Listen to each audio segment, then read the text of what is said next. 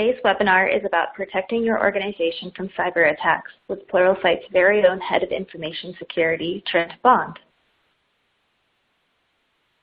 My name is Lindsay Locke. I'm Pluralsight's Webinar Program Manager. I'll be your host today, and I'm here if you have any questions about the webinar recording, future webinar topics, or anything related to the presentation interface.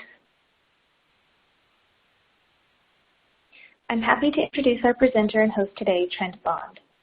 Trent is an experienced information security leader and architect with a passion for creatively implementing practical cybersecurity strategies. As the head of information security at Pluralsight, Trent oversees a program that protects the business brand and reputation. Trent has extensive experience in cybersecurity architecture, risk management, penetration testing, incident handling, and has been developing ways to help organizations protect information and systems for over 16 years. Welcome, Trent.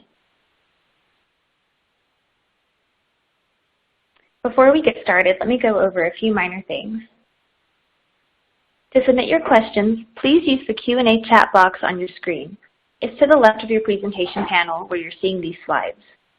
And yes, we are recording, and we'll share the recording with everyone in a few short days. Let's do a quick audio check and make sure everyone has their speakers turned on. The sound for today's presentation should come from your computer speakers. Please try refreshing your browser, logging out, and joining again if you lose sound.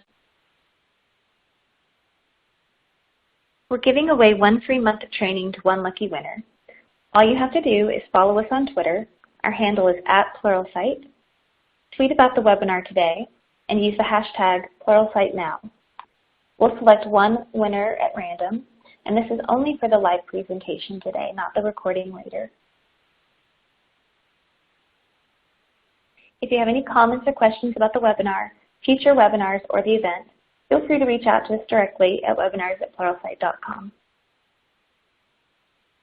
One final thing, on your screen you'll notice that in addition to the chat box and the presentation window, which you can expand if you'd like to see it larger, there are several really helpful downloads. There's a link to our next upcoming webinar, some really important courses, and some other helpful resources. You can check out our presenter's bio. You can tweet to us directly from the widgets on the bottom. And right before you leave today, you'll be prompted to take a super short survey. We'd love to hear from you, so please give us your feedback. And with that, we're going to go ahead and get started. Thanks for joining us today. All right, welcome everybody. Thank you so much for joining us today. We're going to get started here. I am Lindsay Locke, as I said in the intro, and I'm here today with our brand new Head of Information Security, Trent Bond. Trent, welcome. Thank you so much for joining us. I know you're super busy, so we're so glad to have you. Very welcome. Awesome. So we're just going to get everything set up here in just a moment. Trent, while I have you here before we get started, we were just talking. Could you please share with me your best piece of cybersecurity advice you've ever gotten? You know, I think every security professional is probably very paranoid. But also, in addition to being paranoid, you know, with pretty much everything that we experience in our lives, I think it's also important that we also live life, because it's easy to find ourselves in a locked door and slipping notes and pizza underneath that door instead of living our life as well. So yeah, so I think being paranoid, but also still living life. Finding a balance between paranoia and you know, not losing it. Okay. That's right. All right. So noted. And then could you let me know, or let the audience know, what first got you interested in information security?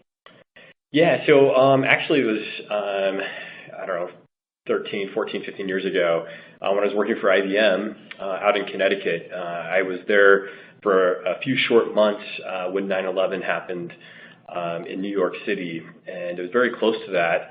And there was a lot of anxiety, a lot of interest at that time in cybersecurity. And so I had an opportunity while working for IBM to kind of focus on information security. And I had some very good mentors, and Brian Singer and Roberto Battaglini, both very, very great. Art Morin taught me kind of the ropes in information security. And I've just, dreamt and slept information security since then. Awesome. Well, kind of a great start and segue into your presentation. So I'm going to let you run through it. We do have an interesting demo and kind of a crazy story for how you got started here at Pluralsight. I'll let you take that away. Hopefully everything runs smoothly today. We have kind of an interesting system here that we're going to try and share with everyone. So please, like we said in the intro, submit your questions to us. We'll try to get to as many of those as possible at the end of the presentation. And don't wait to submit them. If we see something really awesome, we might jump in and share that with Trent. So we'll be taking a look at those. So Trent. Okay, cool. Thanks everyone for joining the seminar today. Super excited to be with you and really to talk about protecting your organization. And as we talk about cybersecurity, hacks, and phishing, all things I'm very passionate about and super excited to discuss here today. I was talking with Lindsay just briefly too about the fact that this is kind of the first webinar I've done, and I can't see who's out there. I can't see if you guys are flipping me off or not excited about what I'm talking about or whatever it might be. But we'll do our best to answer whatever questions come up and hopefully you'll find some of this presentation interesting and helpful in your organization as well. This is kind of the slide I really don't care for that much, talking about myself, but I've always loved technology and I've always loved information security. I remember I was kind of one of those kids that kind of grew up taking things apart, and not only did I like taking things apart and never could possibly put them back together, but I actually like to put them together in different ways and take different parts and try to make things kind of bend or do things that were never intended to do. And I think one time I had a disposal, a sink disposal and a water pump that I had put together and created some kind of contraption that I thought was going to help propel a boat that I was going to put on a pond. And it was an interesting experience to say the least. But I always loved putting those kinds of things together and just kind of making things bend or do things that were never intended to do. And so it kind of worked well in being creative and having a mind of information security to kind of think about things from that perspective. I've also have an electronics engineering degree, became a network administrator at IBM, like I mentioned, around 9/11. And since then, I've had a chance to kind of fulfill my dream of breaking and hacking systems and applications, and even I've gotten paid for it over the years, which is a pretty fun thing to do. So I've been doing that for about 16 years, and today, as Lindsay mentioned, I am the new head of information security here at Pluralsight. As we think about how we can protect our company's brand and their reputation, that's what it's really all about. There are so many things that, of course we want to protect the information and everything else, but at the end of the day, really what we want to do is protect the brand and the reputation of the companies that we work for. And there's three things I kind of want to focus on today, and that's being aware of what's going on around us and then not falling victim to those things, and then protecting the secrets. And I'll talk about what protecting secrets means here in a moment. But I kind of adapted this presentation from a town hall that I did here at Pluralsight a couple months ago, and it was really tailored for our developers, our engineers, our marketing team, our people and places team, our sales folks to help protect them, help them try to protect our company as well, since we all have responsibility for maintaining information security. Speaking of being aware, there were quite a few recent incidents over the last 12, 18 months here that have been pretty significant.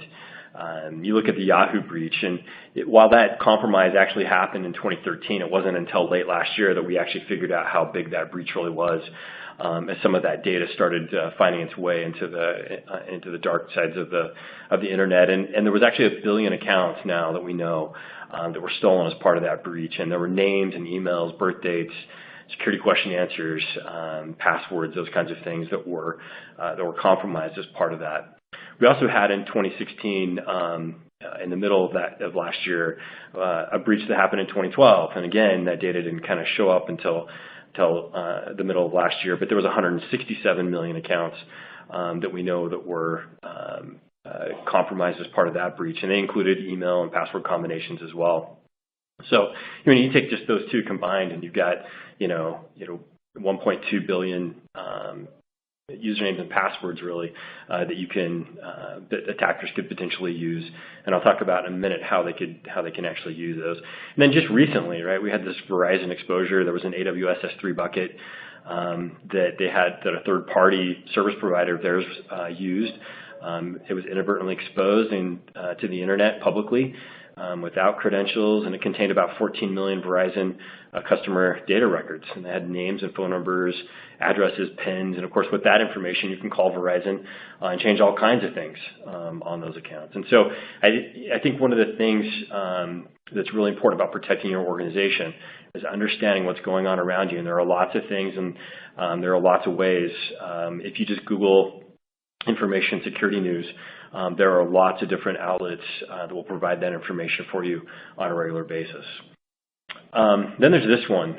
This one's kind of interesting. In late June of this year, attackers pounded about 9,000 UK Parliament email accounts with brute force logins to gain access. Now, you're probably wondering where they maybe got those usernames and logins. And yeah, I have no idea, but boy, wouldn't it be great if they used that 1.2 billion accounts from the LinkedIn and Yahoo breaches? There's quite a bit there that are legit, so why not try those on those 9,000 Parliament email accounts? This particular attack took place over a span of just about 12 hours before Parliament was able to restrict remote access to those email accounts. And usernames and email addresses, from those little breaches were actually likely either found through search engine queries or from prior compromises. And it turns out that over those 12 hours, they got 90 compromised accounts. Now you think about those 90 compromised accounts, right? Or one of those or two of those privileged accounts that were trusted, and now all of a sudden the attackers are able to use a legitimate username and login to log into one of those accounts and send out an email, to the rest of Parliament asking them to do something like, update their personal information or update information that's required for them to get a direct deposit, right, for the payroll. And all it really takes, right, in any of these attacks is just one. And so it's all of our responsibility as we think about what's going on around us to make sure that we're not that one and that the accounts that we have aren't that one. If we look at 2016 cyber attacks in general, there are quite a few interesting stats. There were 42,000 security incidents in 2016 that kind of rose to the level of public visibility and were included in the 2017 Verizon breach report. From those incidents, there were 2,000 confirmed breaches and over 2 billion records were lost, primarily from two categories: personal records like a name and email address, identification number, phone number, etc., and credentials were the other part of that. There were only 7 billion people on the planet, and it's insane to me that we can lose 2 billion records in 1 year. According to the 2017 Ponemon cost of a data breach study, there's the suggestion that businesses are paying around $141 per record.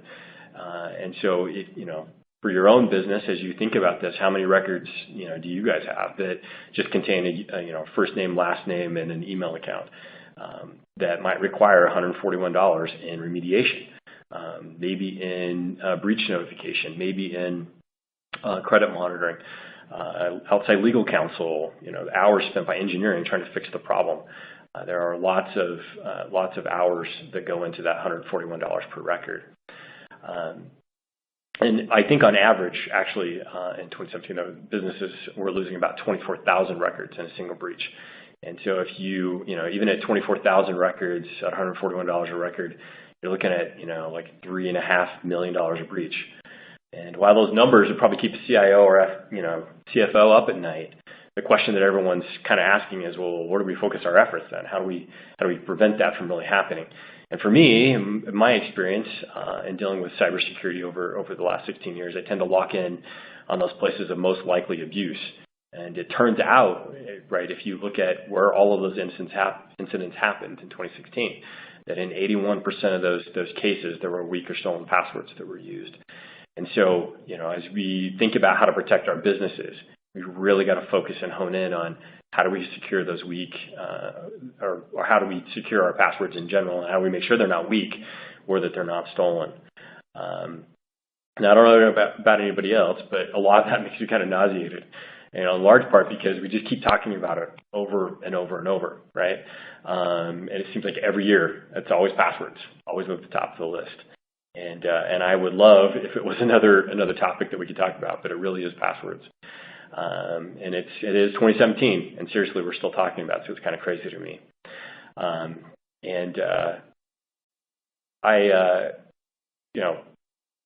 To give you some idea of how this is still playing out, there's actually about 43% of all of these incidents that resulted in the loss of 1 billion records that cost billions of dollars to recover from, all included some sort of a social attack also to get these passwords. So I'm going to talk about phishing and I'm going to talk about passwords here next.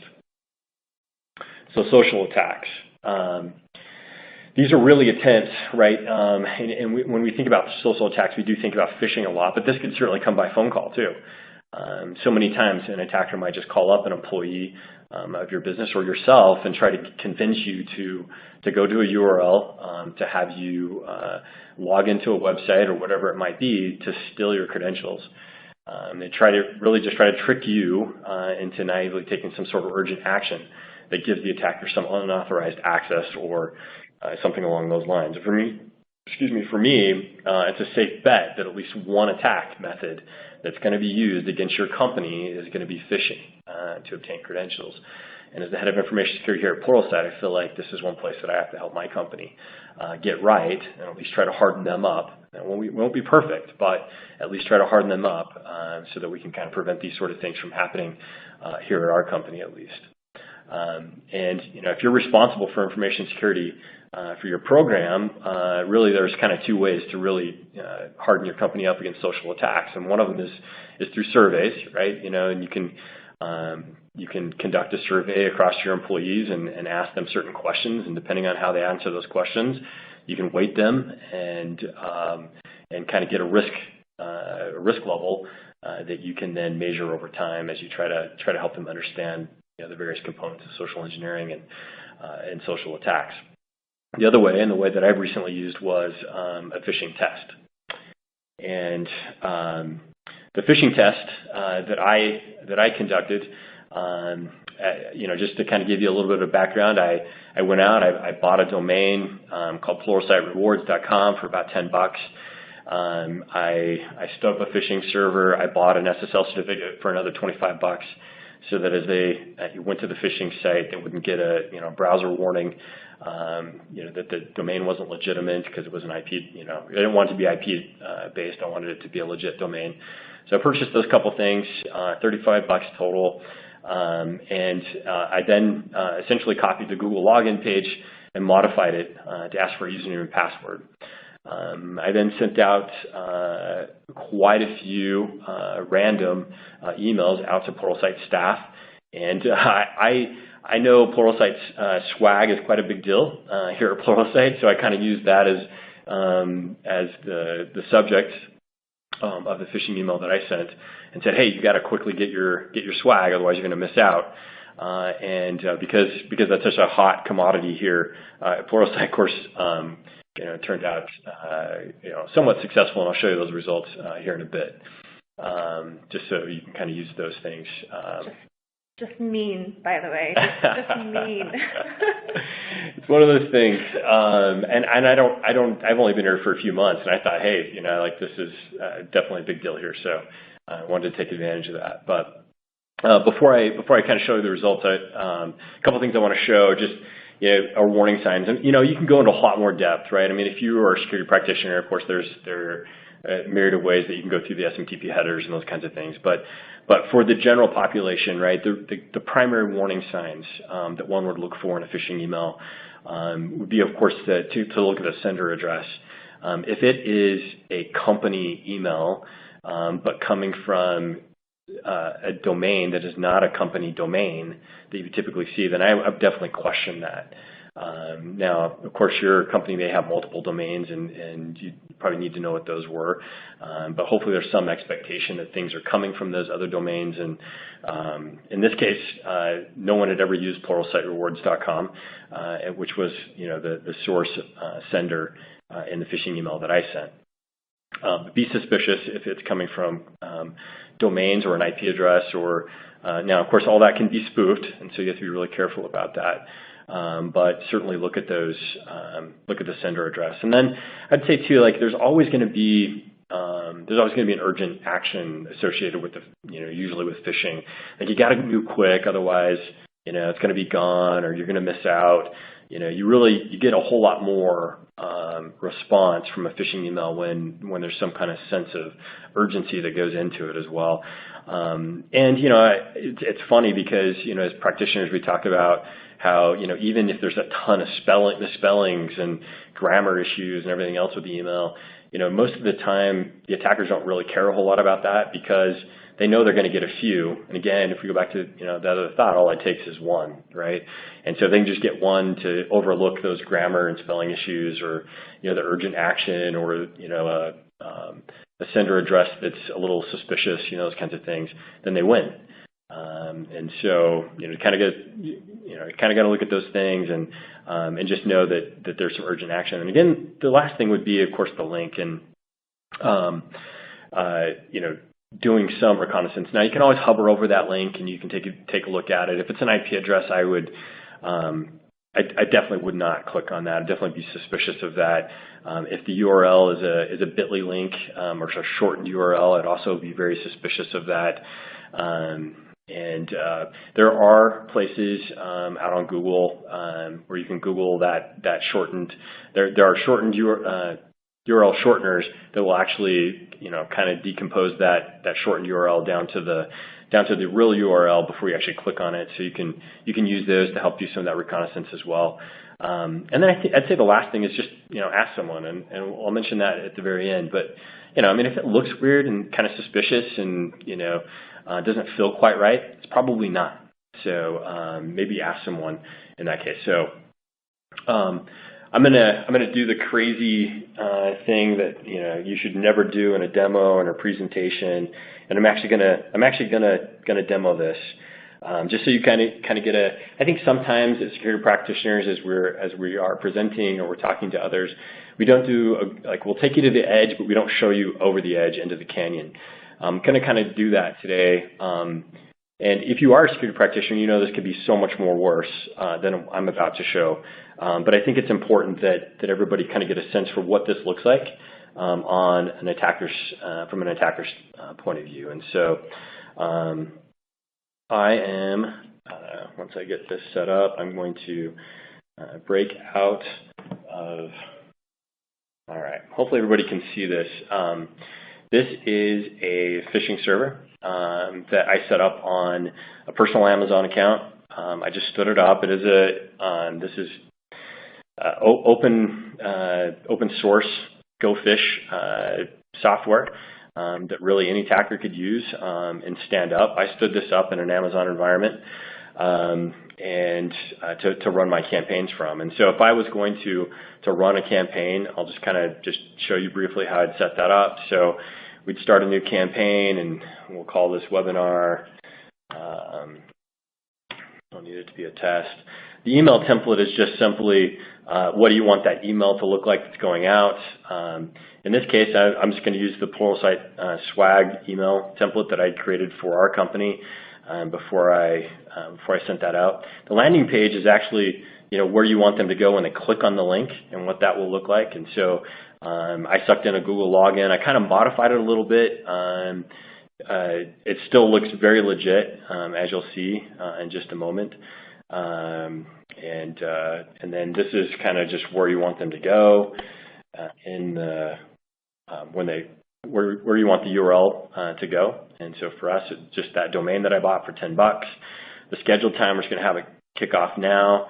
The profile literally just kind of puts all this stuff together as far as the swag bits. and then the group just sent it to myself, and then we launched the campaign.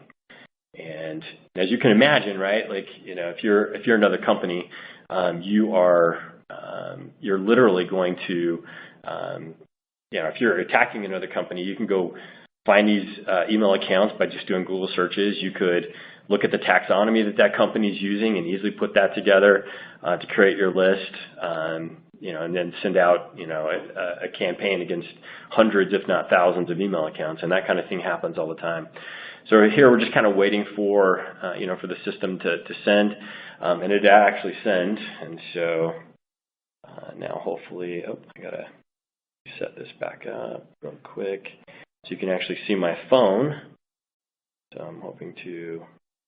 And just for some background, as an employee, we didn't know this was going on. We just heard from the office that somebody had sent out a phishing email, and whatever you do, don't click on it. It's too late. A lot of people had clicked on it. The email's not real.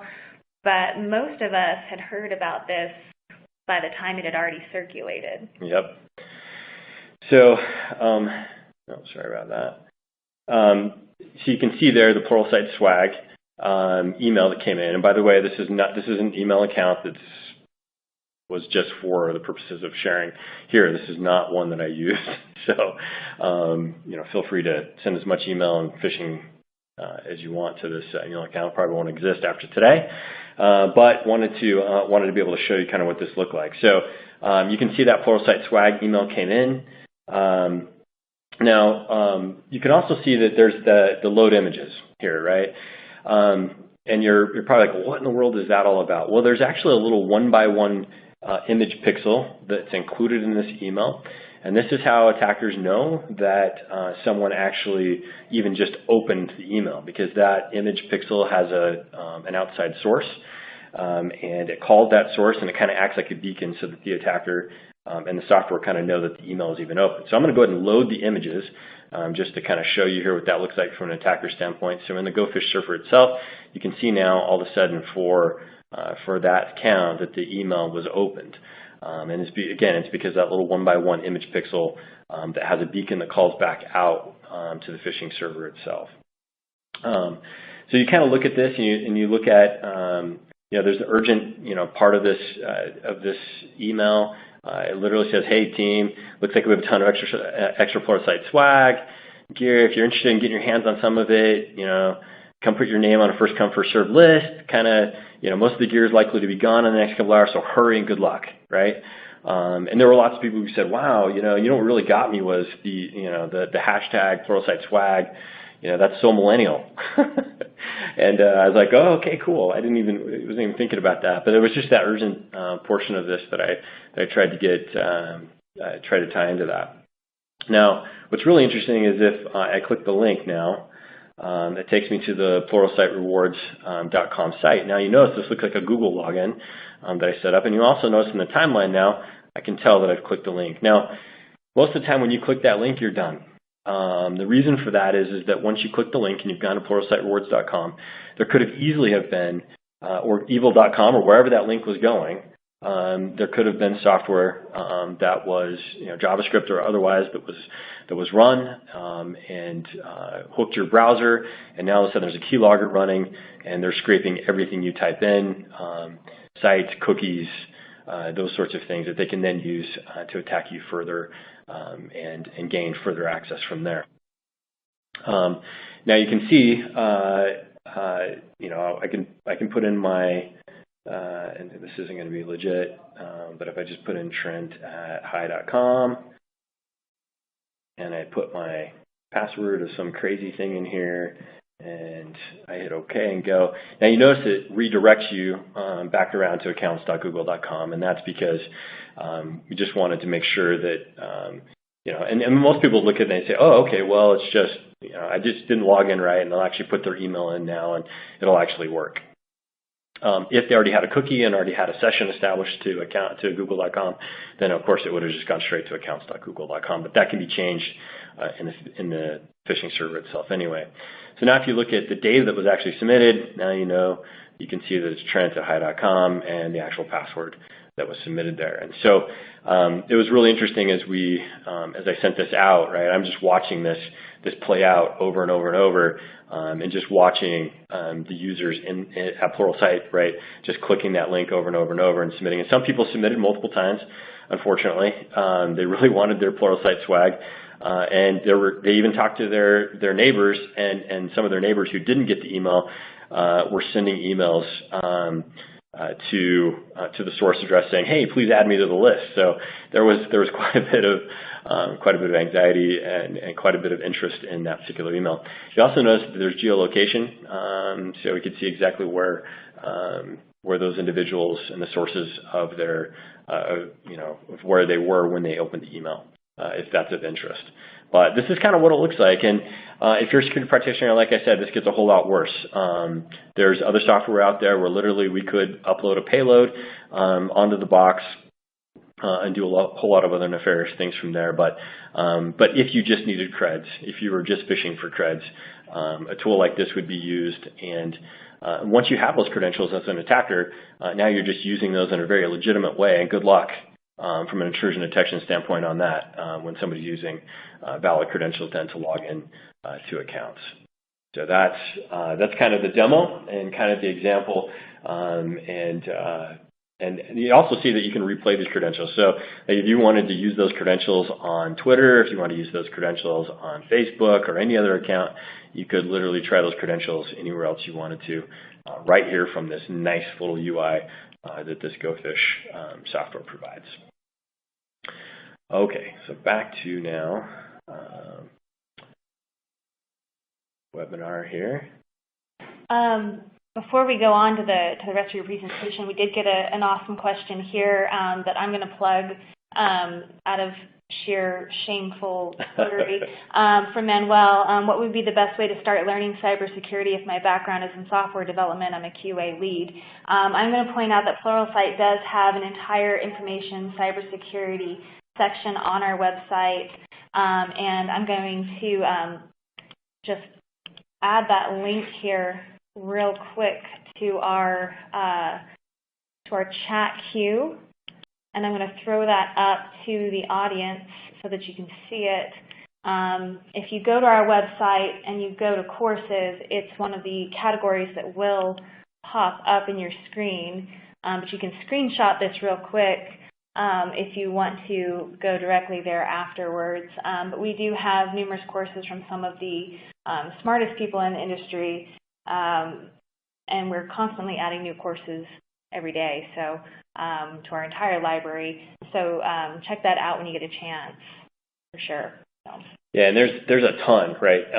If you're a software developer, and we'll have other webinars here in the future where we go into quite a bit of depth in some very specific things. But I mean, you look at session management, you look at authentication and authorization, type permission sort of things. All those become critical as you're developing applications and doing input validation and output encoding, those sorts of things, so that people can't take advantage of cross-site scripting flaws and injection issues, and those sorts of things become critical. So very, very good question, and hopefully we'll have some other webinars, and of course there's very, very, very good content on our Pluralsight platform as well for that.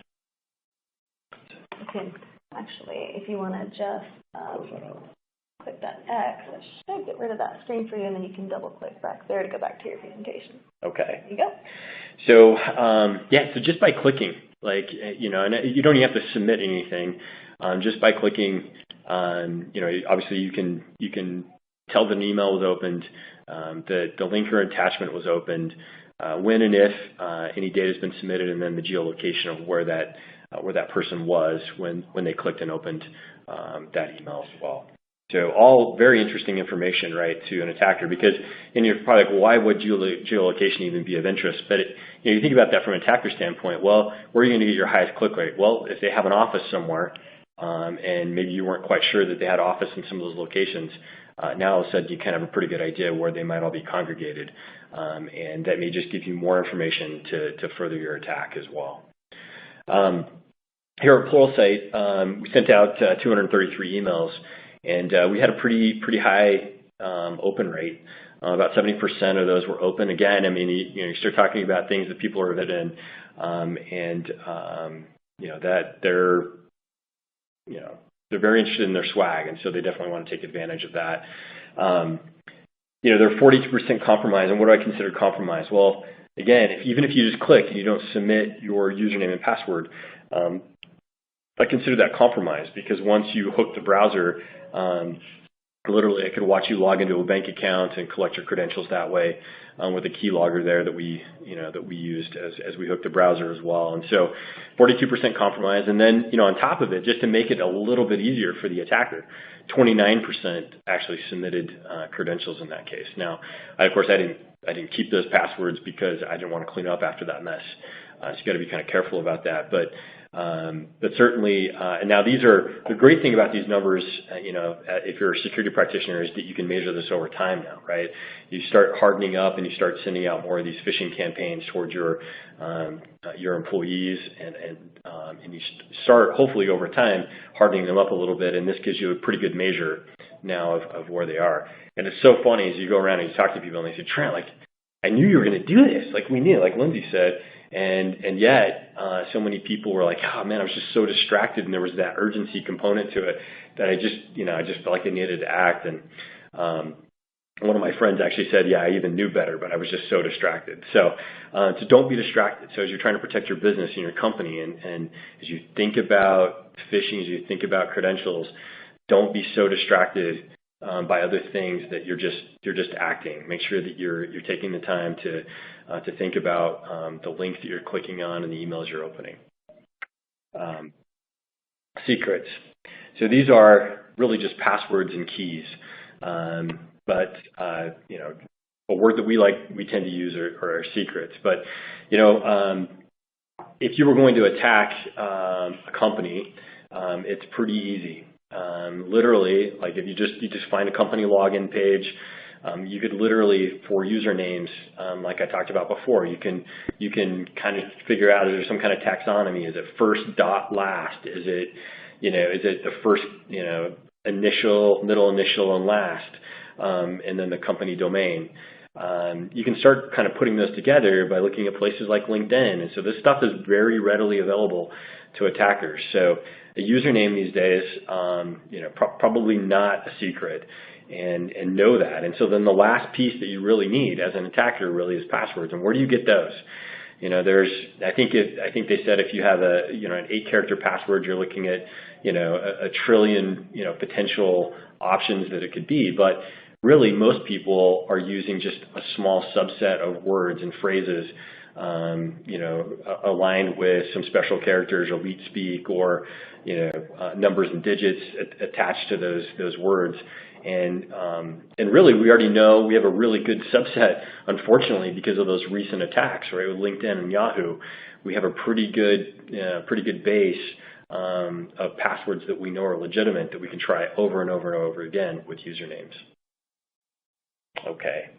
And so, with that information, really, you have all you need. And again, as attackers go after a company's webpage or website and logins, like all they need is one, and then they have the leverage, they have the foothold that they can then.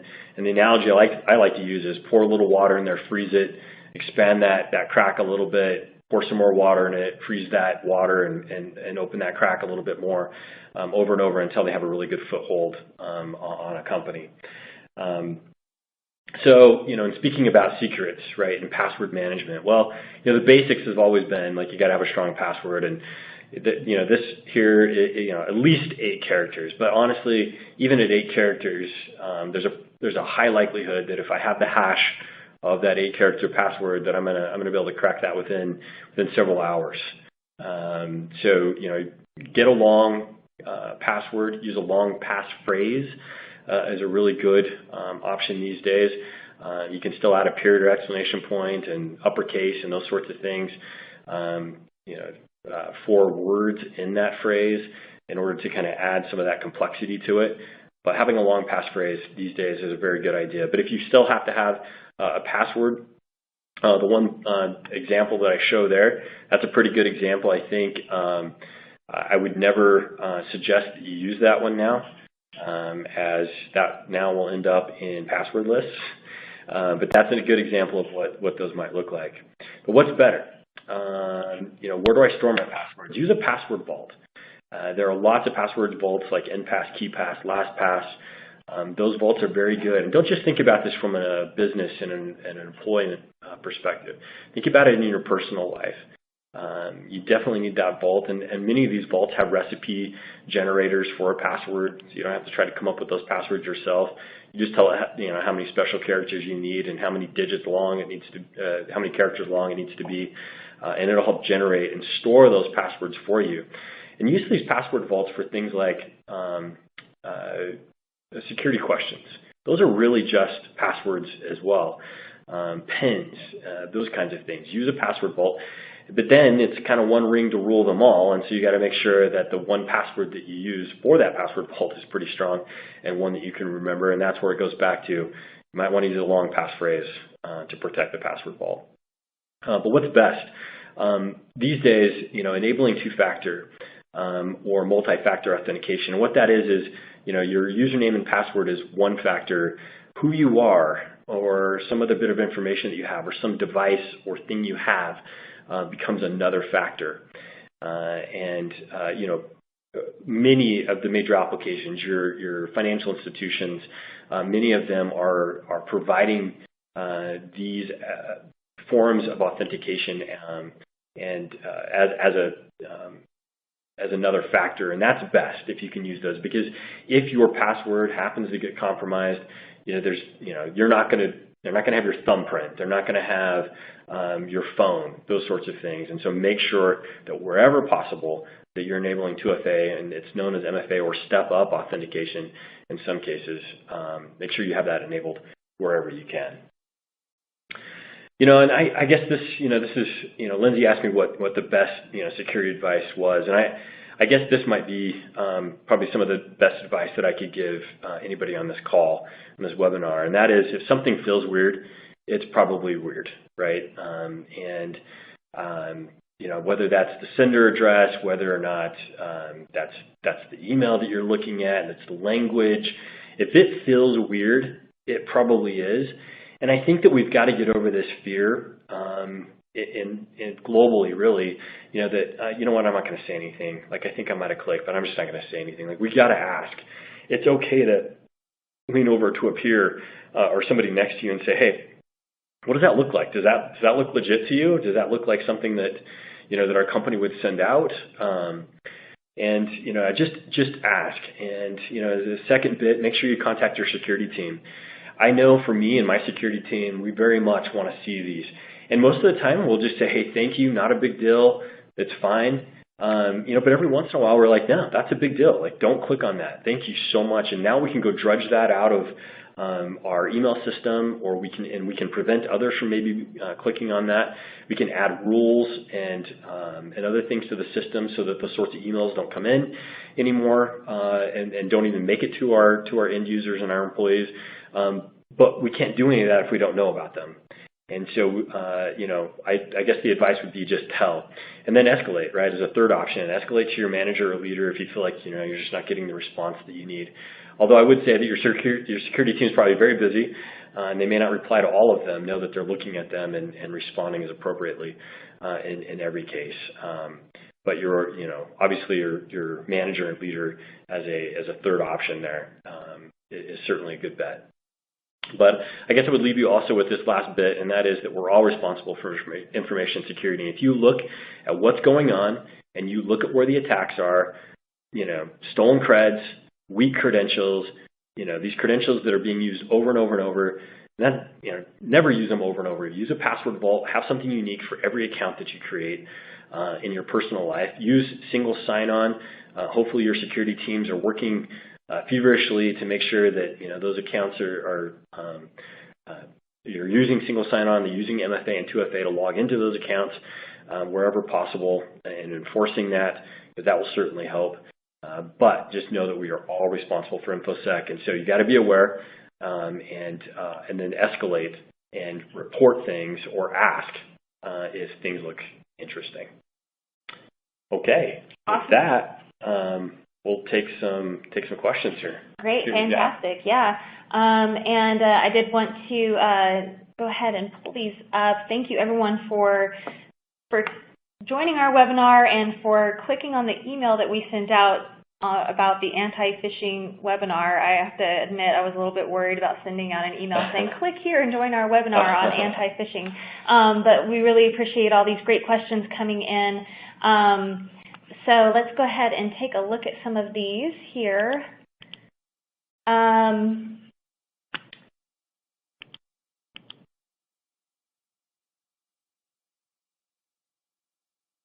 So a couple questions coming in about the escalation process. So you receive an email from someone or from a source that you think might be, in quotes, dodgy. Are you risking infecting the rest of the office when you then forward that email on to, say, your InfoSec leader or your IT team or your security team? Yeah, good question. Most browsers these days are actually pretty good. And just by opening the email, while it may tell the attackers, right, that it's a legitimate account and a legitimate email, the one thing that most email providers these days have gotten pretty good about it, you're not going to get compromised by just viewing the email. You're going to have to take some other action. And most of the time that other action is clicking a link or opening an attachment. And so just forwarding that on to your security team. And most of the time your security team, hopefully they're using a VM that's contained, and so that if they have to, if it does look like it's compromising their machines, it's just in a VM, and they can, roll back to another snapshot of that VM and that sort of thing. So you got to have good practices around, how to manage those forward emails. But hopefully, your security team has pretty good practices around that. If it's your email folks that's looking at it, then yeah, certainly you do risk some of that, especially if they're clicking the links and doing reconnaissance on where that might be going. But they'll have to be very, very careful about how they're looking at those. Okay, excellent. Okay, what's the best course of action once you have accidentally clicked on the link, or you suspect that you have been hacked, breached, clicked on a phishing link? Yeah.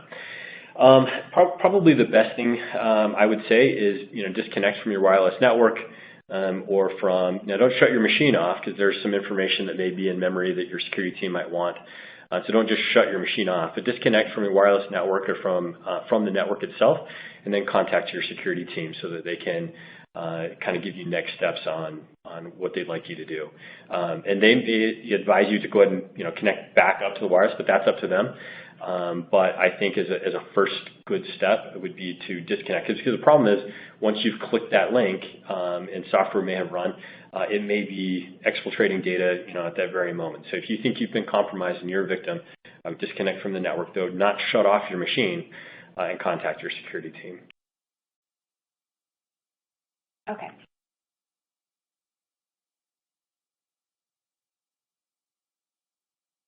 Do you have a favorite or a specific URL unshortener, for lack of a better term, or do you just suggest Googling? Yeah, there's a lot of them out there, actually.